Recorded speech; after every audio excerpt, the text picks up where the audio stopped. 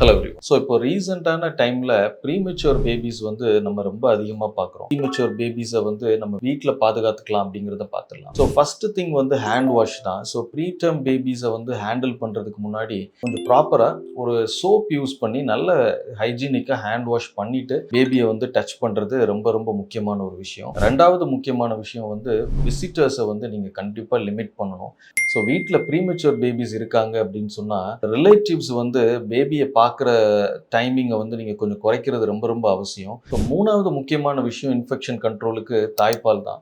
So premature பேபியாக இருந்தாலும் mother feed வந்து நீங்கள் எக்ஸ்க்ளூசிவாக கொடுக்கணும்.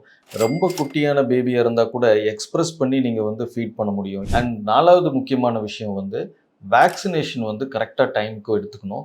ஸோ பர்த் வேக்சினேஷன் நீங்கள் ஹாஸ்பிட்டல்லேருந்து டிஸ்சார்ஜ் ஆகும்போதே கொடுத்துருவாங்க. ஸோ ப்ரீடம் பேபிஸ்க்கு வந்து சில எக்ஸ்ட்ராவாகவே ரெக்கமெண்டட் வேக்சின்ஸ் இருக்கும்.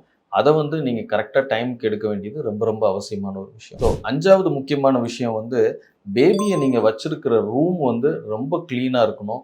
எந்த விதமான ஸ்மோக்கோ இதை ஈவன் குக்கிங்கில் இருந்து வர்ற ஸ்மோக்காகவும் சரி, வேற எந்த டஸ்ட் ஸ்மோக் எதுவுமே வந்து வீட்டுக்குள்ளே வராமல் இருக்க பார்க்குறதுக்கு ரொம்ப ரொம்ப முக்கியமான ஒரு விஷயம். ஸோ இந்த 5 முக்கியமான விஷயங்களை நீங்கள் ஃபாலோ பண்ணுறதுனால ப்ரீடம் பேபிஸ்க்கு எந்த விதமான இன்ஃபெக்ஷனும் வராமல் இருக்கிறத நீங்கள் அவாய்ட் பண்ண முடியும். தேங்க்யூ.